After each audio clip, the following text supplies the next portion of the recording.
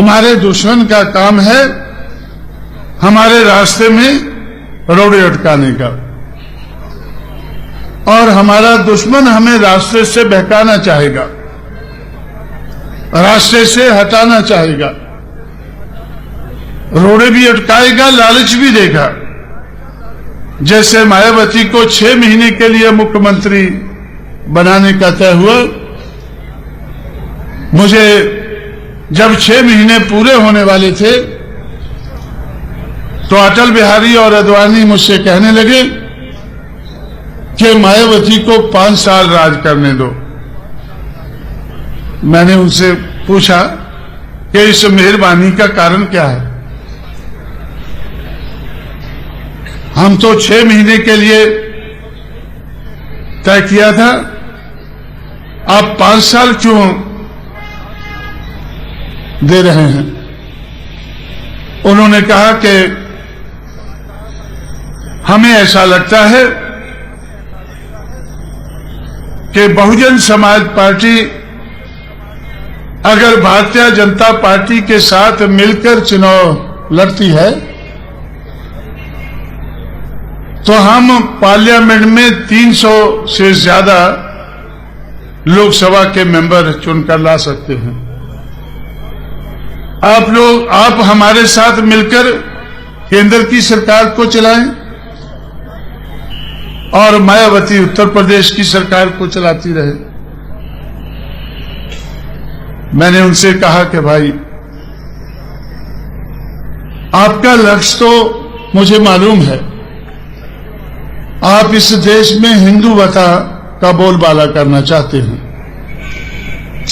या नहीं चाहते हैं?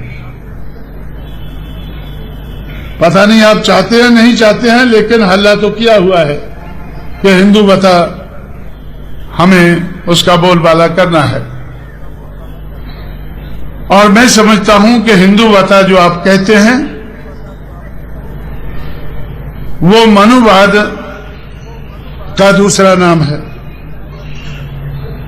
मनुवादी समाज व्यवस्था को आप टिकाए रखना चाहते हैं।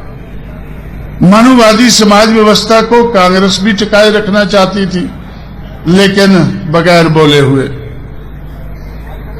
मनुवादी समाज व्यवस्था को सीपीएम सीपीआई भी टिकाना चाहती है, लेकिन इसका जिक्र नहीं करती है।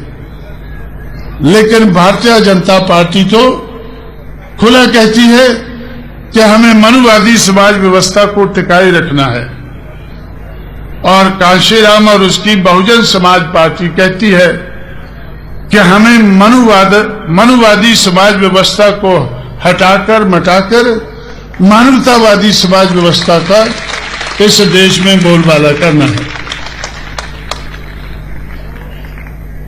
तो इस बात को ध्यान में रखते ही जिस दिन मायावती ने ओथ लिया, उसके दूसरे दिन ही हम लोगों ने परिवर्तन चौक बनाना शुरू कर दिया।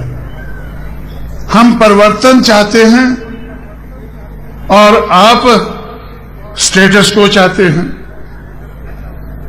मैं समझता हूं कि स्टेटस को और चेंज, ये दोनों साथ साथ नहीं चल सकते हैं। अगर स्टेटस को रहता है तो बदलाव नहीं होता है, अगर बदलाव होता है तो स्टेटस को नहीं रहता है। अगर स्टेटस को और चेंज ये दोनों साथ साथ नहीं चल सकते हैं तो हमें समझ लेना चाहिए कि बीजेपी और बीएसपी साथ साथ नहीं चल सकती है। ये बात सही है कि बीजेपी हमारे लोगों का वोट हथियाकर, खरीद करके, लूट करके अपनी पार्टी को मजबूत करती है। हम भी आपका सहयोग लेकर अपने आप को मजबूत कर सकते हैं, हमें कोई ऐतराज नहीं है। लेकिन अपने आप को मजबूत करके हम अपना एजेंडा पूरा करना चाहते हैं। हमारे सामने एजेंडा है चेंज का, बदलाव का, परिवर्तन का। अगर हम अपना एजेंडा लागू नहीं कर सकते हैं तो हम सरकार नहीं चलाना चाहते हैं। लेकिन केंद्र में बीजेपी सरकार चला रही है, केंद्र में बीजेपी सरकार चला रही है और अपना एजेंडा किनारे रखकर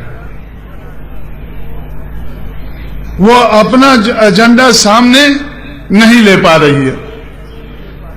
थोड़ा सा लाती है, सरस्वती सरस्वती करती है तो विरोध हो जाता है। उनको तो उनके सहयोगी सरस्वती भी नहीं करने देते हैं। पता नहीं वो सरस्वती क्या होती है, क्या करते हैं, ये तो ज्यादा वही जानते होंगे। लेकिन उनके अपने सहयोगी उनको सरस्वती करने से भी रोकते हैं।